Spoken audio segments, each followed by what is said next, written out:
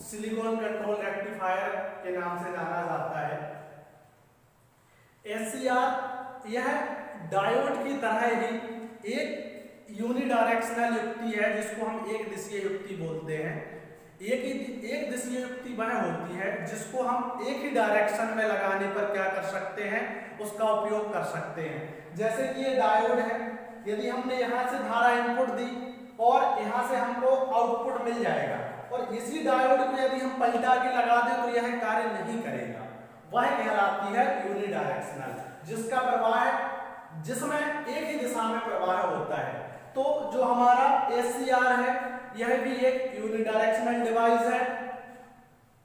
इसकी यदि हम बात करें जो एग्जाम में सबसे ज्यादा क्वेश्चन इसमें से पूछे जाते हैं, पहला, इसमें जंक्शन कितने होते हैं, तो आप बताएंगे कि इसमें 3 जंक्शन होते हैं। कौन कौन से? J1, J2 और J3। तो जंक्शन कितने होते हैं? 3 जंक्शन होते हैं। लेयर की यदि बात करें तो लेयर कितनी होती है? आप लोग ध्यान रखना, जो थायरिस्टर परिवार के जो सदस्य होते हैं इलेक्ट्रॉनिक डिवाइस इलेक्ट्रॉनिक्स में, उनमें सभी में कितनी लेयर होती है? 4 लेयर होती हैं। तो इसमें भी कितनी लेयर रहेंगी? 4 लेयर रहेंगी, P1, N1, P2 और N2। समझ में आया? ठीक। यदि वो आपसे पूछे कि टर्मिनल कितने रहेंगे, जंक्शन अलग होता है, टर्मिनल अलग होता है, तो टर्मिनल कितने रहेंगे? 3 टर्मिनल रहेंगे। टर्मिनल कितने रहेंगे? 3। Gate, anode, cathode. टर्मिनल 3 रहेंगे, लेयर 4 रहेंगी, जंक्शन कितने रहेंगे? 3 रहेंगे। अब अभी तक आपने देखा था कि हमने जितनी भी चीजें पढ़ी वह फॉरवर्ड वाइस में लगाने पर कार्य करती थी। जब हम डायोड को फॉरवर्ड वाइस में लगाते थे तभी क्या करता था, वो AC से DC में बदलने का कार्य करता था। लेकिन SCR एक ऐसी डिवाइस है जिसको जब हम इसको रिवर्स में लगाते हैं, जब हम इसको परिपथ में रिवर्स में लगाते हैं, तब यह क्या करता है, एक चालू स्विच की तरह कार्य करता है, और जब हम इसको फॉरवर्ड में लगाते हैं तो एक बंद स्विच की तरह कार्य करता है। आई बात समझ में? आपको ध्यान रखना है कि जो हमारा SCR है वह हमेशा परिपथ में रिवर्स वाइस में संयोजित किया जाता है। ठीक। कभी कभी यह भी पूछा जाता है कि जो SCR है वह एक वोल्टेज रेगुलेटर की तरह कार्य करता है। ठीक है, तो यह आपके क्वेश्चन एग्जाम में आते हैं। SCR का यहाँ पर प्रतीक दिया गया है, यह एनोड है, एक कैथोड है। देखो यह डायोड से ही निर्मित होता है, डायोड की संरचना भी इससे मिलती जुलती है। यहाँ एनोड हो गया, कैथोड हो गया। इसमें लेकिन क्या होता है, एक अलग से एक टर्मिनल बनाया जाता है जो गेट का होता है। ठीक, तो इसका लगभग उससे मिलता जुलता अपना प्रतीक होता है डायोड से। तो समझ में आया क्या होता है SCR। इसमें एक चीज और आपको ध्यान रखना है कि इसमें जो स्विचिंग प्रक्रिया है, स्विचिंग प्रक्रिया होती है परिपथ को चालू बंद करने का कार्य, वह इनपुट टर्मिनल द्वारा कंट्रोल किया जाता है। किसके द्वारा कंट्रोल किया जाता है? इनपुट टर्मिनल के द्वारा क्या किया जाता है? कंट्रोल किया जाता है। इसमें आपको एक चीज और ध्यान रखनी है कि जो SCR है यह उच्च धारा क्षमता पर क्या कर सकते हैं? कार्य कर सकते हैं, और यह जल्दी खराब नहीं होते हैं। यह एक वोल्टेज रेगुलेटर की तरह कार्य करते हैं, और इनको जो परिपथ में है वह रिवर्स बायस में संयोजित किया जाता है। यदि हम इनको फॉरवर्ड बायस में लगाएंगे तो यह क्या करेंगे? एक बंद स्विच की तरह कार्य करेंगे। ठीक, इसमें कुछ और विशेषताएं भी होती हैं कि जब हम इसको फॉरवर्ड या रिवर्स में लगाते हैं तो कुछ ब्रेक डाउन वाले लक्षण होते हैं, वो हम बाद में देखेंगे। लेकिन जो अभी इतनी जानकारी है यह एग्जाम में बहुत पूछी जाती है, और यह एक महत्वपूर्ण टॉपिक हो जाता है आपका पावर इलेक्ट्रॉनिक्स में जो एग्जाम में आता है। तो ध्यान रखना है, टर्मिनल, जंक्शन, लेयर और एक रिवर्स बायस में संयोजित किया जाता है, और वोल्टेज रेगुलेटर की तरह, और इसका प्रतीक भी आपको क्या करना है, इसमें याद रखना है। तो समझ में आया क्या होता है। यदि आपसे एग्जाम में पूछ लें कि इसका उपयोग कहाँ कहाँ किया जाता है, तो बहुत ज्यादा इसका आपको उपयोग देखने को मिलेगा। ठीक, आपके घर में जो इन्वर्टर होता है उसमें आपको SCR का यूज देखने को मिल जाएगा। जो आपका एसी से डीसी बदलने वाला जो स्विच होता है, जिसको हम दृष्टकारी स्विच या रेक्टिफायर स्विच बोलते हैं, उसमें भी आपको इसका प्रयोग मिल जाएगा। एसी और डीसी जो मोटरें होती हैं उनके जो कंट्रोल पैनल होते हैं वहां पर आपको एससीआर का उपयोग देखने को मिल जाएगा। तापमान नियंत्रण करने की जो डिवाइस होती है वहां पर एससीआर का उपयोग होता है। इन्वर्टर में होता है, जो आपके टाइमर रिले होते हैं कि भाई हमने टाइम फिक्स कर दिया, उसके बाद अपने आप पर ट्रिप हो जाता है, वहां पर आप किसका यूज करोगे, एससीआर का यूज मिल जाएगा आपको देखने को। और उच्च वोल्टेज से जहां पर बचाव, उच्च वोल्टेज बचाव की जो डिवाइस है वहां पर आपको एससीआर का यूज देखने को मिलेगा। और नियमित पावर सप्लाई तथा बैटरी चार्जर, जो आपका बैटरी चार्जिंग की प्रोसेस है या बैटरी चार्जर में, वहां भी आपको एससीआर का यूज देखने को मिलेगा। तो समझ में आया क्या होता है एससीआर। ठीक है, आज हम लोग यहाँ पर मोसफेट को देखने वाले हैं। जो पिछली क्लास थी उसमें आप लोगों ने फेट को देखा था, जिसका फुल फॉर्म होता है फील्ड इफेक्ट ट्रांजिस्टर। और जो मोसफेट होता है इसका फुल फॉर्म होता है metal oxide semiconductor field effect transistor. यह फेट का ही एक अपडेटेड या सुधरा हुआ वर्जन है, जिसको हम क्या बोलते हैं, मोसफेट बोलते हैं। और इसकी जो संरचना है वह अधिकतर मोसफेट से मिलती जुलती है। इसके बारे में हमने कुछ बिंदु यहाँ पर लिखे हैं जो आपको मालूम होना चाहिए।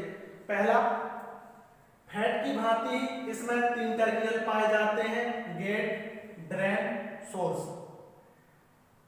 इसमें जो गेट होता है और पी चैनल होता है, एन चैनल, यहाँ पी चैनल भी हो सकता है और एन चैनल भी हो सकता है। इन दोनों के बीच में एक लेयर पाई जाती है, यह देख सकते हैं आप, यह एक लेयर है, यहां से यह एक लेयर है, यह लेयर पाई जाती है। और जो यह लेयर होती है यह बनी होती है आपकी सिलिकॉन ऑक्साइड की। किसकी बनी होती है, सिलिकॉन ऑक्साइड की। यह जो लेयर है आपकी सिलिकॉन ऑक्साइड की बनी होती है। और इसी लेयर होने की वजह से, जो कि गेट तथा पी चैनल या एन चैनल के मध्य में हो सकती है, होती है, इसी लेयर होने की वजह से हम इसको क्या बोलते हैं, metal oxide semiconductor field effect transistor. तो समझ में आया कैसे इसका नाम पड़ा मोसफेट। क्यों, क्योंकि इसमें गेट तथा चैनल के मध्य में, चैनल पी भी हो सकता है, एन भी हो सकता है, दोनों के बीच में यह एक आपको लेयर देखने को मिल रही है जो सिलिकॉन ऑक्साइड की होती है। और इसी लेयर की वजह से इसको क्या बोला जाता है, मोसफेट बोला जाता है। यहाँ आप देखो हमने कुछ बिंदु लिखे हैं। पहला बिंदु, जो लेयर होती है वह गेट तथा चैनल के मध्य में क्या होती है, उपस्थित होती है। दूसरा बिंदु, लेयर किसकी बनी होती है, सिलिकॉन ऑक्साइड की बनी होती है, जिस कारण ही हम इसे क्या बोलते हैं, metal oxide semiconductor field effect transistor. ठीक, जो परत बनाई जाती है गेट तथा चैनल के मध्य में, इससे क्या होता है, गेट का प्रतिरोध बढ़ जाता है। क्या हो जाता है, गेट का प्रतिरोध बढ़ जाता है, मतलब एक गेट है इसका प्रतिरोध बढ़ जाता है। इसलिए जब हम यहाँ पर इनपुट वोल्टेज देते हैं, ठीक, इनपुट वोल्टेज देंगे या इनपुट धारा देंगे, ठीक, जब हम यहाँ से इनपुट वोल्टेज या धारा देते हैं तो जो हमारे इलेक्ट्रॉन है वो गेट की तरफ ज्यादा ना जाकर कहां चले जाते हैं, ड्रेन की तरफ। आपको पता था कि हम इनपुट कहां से देते थे, सोर्स से, और हमको आउटपुट कहां से प्राप्त होता था, ड्रेन से। ठीक, तो जो हमारा इनपुट हम सोर्स में देंगे और आउटपुट हमारा ड्रेन से प्राप्त होता था। जब गेट का प्रतिरोध बढ़ जाएगा तो हमें उससे क्या है, हमारा ड्रेन से और अधिक हमको क्या है, आउटपुट मिलने लगेगा। ठीक है, तो क्या हो जाएगा, गेट का प्रतिरोध यहाँ पर क्या हो जाता है, बढ़ जाता है। ठीक, परत की वजह से। और हम इसे मोसफेट, यदि कभी कभी पेपर में न आए और यदि इसका दूसरा नाम आ जाए तो इसको हम दूसरा यह बोल सकते हैं आईजी फेट। ठीक, आईजी का मतलब हो जाता है इंसुलेटेड गेट। किससे इंसुलेटेड कर दिया हमने, सिलिकॉन ऑक्साइड की परत से। ठीक, सिलिकॉन ऑक्साइड की परत से हमने क्या कर दिया, इसको इंसुलेटेड कर दिया। और बाकी फेट की संरचना तो सेम टू सेम है, इसलिए हम इसको क्या बोलते हैं, आईजी फेट भी क्या बोलते हैं, इसको बोला जाता है। तो समझ में आया क्या होता है MOSFET। ठीक, यह आपको दो प्रकार का देखने को मिलेगा। जो आपका पहला रहेगा वह रहेगा डिप्लीशन टाइप, डिप्लीशन लेयर या डिप्लीशन टाइप MOSFET, और दूसरा रहेगा आपका ई MOSFET। ठीक है, तो हम देख लेते हैं आगे क्या रहता है इनके बाद। अब हम लोग IGBT को देखने वाले हैं। क्या होता है IGBT, इसको समझने की कोशिश करेंगे। IGBT का पहले तो आपको फुल फॉर्म मालूम होना चाहिए। इसका फुल फॉर्म होता है इंसुलेटेड गेट बाइपोलर ट्रांजिस्टर। जो IGBT होता है यह MOSFET तथा बाइपोलर ट्रांजिस्टर जो कि PNP और NPN होते हैं उनसे मिलकर क्या होता है बनाया जाता है, या दोनों की मिलीजुली एक हाइब्रिड किस्म है। हाइब्रिड किस्म मतलब जो दो चीजों से मिलकर कोई नई चीज बनाई जाती है उसको हाइब्रिड किस्म बोला जाता है। तो यह MOSFET तथा बाइपोलर ट्रांजिस्टर से मिलकर बनने वाली एक हाइब्रिड किस्म है। अब आपको इसमें समझना होगा कि जो हमारा MOSFET था उसमें हमने दो प्रकार के MOSFET देखे थे, P चैनल और N चैनल, और जो हमारे ट्रांजिस्टर बाइपोलर उसमें हमने दो प्रकार के ट्रांजिस्टर देखे थे, एक PNP और NPN। इस प्रकार से इसका निर्माण होता है जिसमें हम MOSFET का यूज भी करते हैं और साथ ही साथ बाइपोलर ट्रांजिस्टर का यूज करते हैं। यदि इसके टर्मिनल की बात की जाए तो इसके टर्मिनल दोनों को मिक्स करके बनाए जाते हैं। आप देखेंगे कि जो कलेक्टर और एमिटर यह टर्मिनल हमें कहाँ देखने को मिले थे, बाइपोलर ट्रांजिस्टर में, जिसमें PNP और NPN ट्रांजिस्टर में हमें यह टर्मिनल देखने को मिले थे। यदि हम गेट की बात करें तो गेट हमें कहाँ देखने को मिला था, गेट टर्मिनल हमने MOSFET में देखा था, जहां गेट के अलावा दो टर्मिनल बेस 1 और बेस 2 भी हमको देखने को मिले थे। तो समझ में आया, तीन टर्मिनल होते हैं, गेट, कलेक्टर, एमिटर। इसमें आपको ध्यान रखना है जब हम MOSFET का यूज करते हैं इसको बनाते समय, तो इसको जो MOSFET को है हम इसको वर्टिकली डायरेक्शन में लगाते हैं, जिसको लेटी हुई डायरेक्शन बोला जाता है। आप यहाँ देख भी सकते हैं लेटी हुई डायरेक्शन में यहाँ पर लगाया गया है गेट को। ठीक, तो इसमें आपको ध्यान रखना है, चाहे हम P चैनल MOSFET का यूज करें या N चैनल MOSFET का यूज करें, हम उसको क्या करेंगे वर्टिकली उसका यूज करेंगे, या उसको क्या है वर्टिकली जोड़ा जाएगा परिपथ में। ठीक है, यदि इसकी बात करें तो यह जो IGBT है यह दोनों की विशेषताएं रखता है। यह ट्रांजिस्टर की विशेषताएं भी रखता है, साथ ही साथ MOSFET की विशेषताएं भी रखता है। आपको पता है MOSFET की विशेषता क्या होती है कि यह एक उच्च इनपुट प्रतिरोध वाली युक्ति है, जिसके दो टर्मिनल के बीच में हमें 5 किलो ओम से 10 किलो ओम के बीच प्रतिरोध देखने को मिला था। और यदि हम ट्रांजिस्टर की बात करें तो हमने ट्रांजिस्टर में क्या देखा था कि ट्रांजिस्टर उच्च धारा क्षमता पर क्या कर सकता था, कार्य कर सकता था, उसको कंट्रोल कर सकता था। तो ये दोनों विशेषताएं आपको क्या हो जाएंगी IGBT में देखने को मिल जाएंगी। तो इसके अलावा जो IGBT होता है उसको इस प्रकार से डिजाइन किया जाता है कि जब हम उसमें MOSFET को लगाते हैं तो जो हमारा सोर्स वाला टर्मिनल है वह नीचे की ओर होता है, जहां से हम क्या करते हैं इनपुट सप्लाई देते हैं, और उसी के पास में क्या आ जाएगा गेट आ जाएगा, और जो हमारा ड्रेन वाला टर्मिनल है वो कहां चला जाएगा ऊपर की ओर, और उस जो ड्रेन वाले टर्मिनल से हमें क्या मिलता था आउटपुट मिलता था, वही आउटपुट को हम क्या करेंगे ट्रांजिस्टर में सप्लाई कर देंगे। ठीक, और वह जो हमारे P प्रकार और N प्रकार के पदार्थ है उनमें क्या हो जाएगी वर्किंग चालू हो जाएगी। और जो हमारी लेयर जब हम MOSFET को जोड़ते थे तो हमारी लेयर कुछ इस प्रकार से बनती थी। ठीक, लेकिन हमने क्या किया इसको वर्टिकल रूप में जोड़ा है, तो जो हमारी लेयर है वो कुछ हमें इस प्रकार से देखने को मिलेगी। इस प्रकार से जो हमारी लेयर है वो हमें परिपथ में इस प्रकार से क्या है देखने को मिलेगी। और अब जब इस प्रकार से लेयर हो जाएगी तो हमारा सोर्स यहाँ आ जाएगा और ड्रेन कहाँ चला जाएगा हमारा ऊपर की तरफ, जहां से क्या हो जाएगा हमको आउटपुट प्राप्त होगा।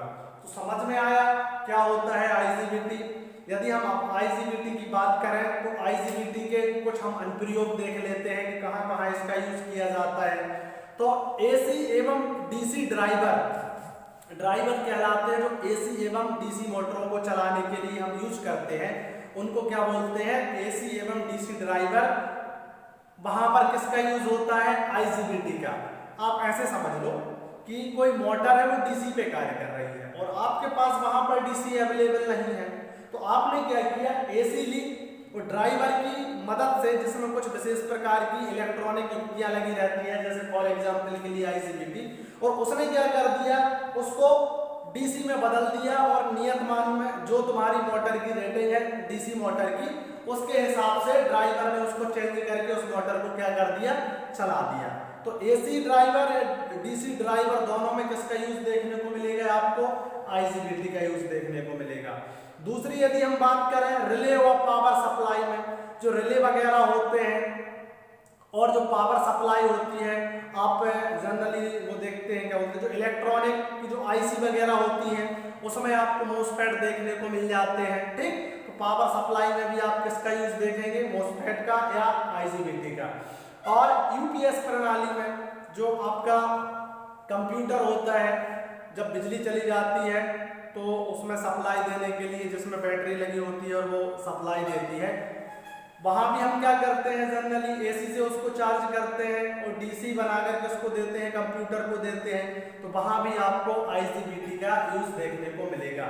यदि हम इसके सबसे ज्यादा यूज की बात करें कि हमको कहाँ देखने को मिलेंगे, तो वो मिलेंगे पहला आईसी में, जिसको हम क्या बोलते हैं, इंटीग्रेटेड सर्किट। आप भी जानते हैं आईसी दोनों प्रकार की हो सकती है, एनालॉग भी हो सकती है और डिजिटल इंटीग्रेटेड सर्किट या आईसी हो सकती है। दूसरा, वोल्टेज रेगुलेटर में इसका यूज बहुत ज्यादा किया जाता है।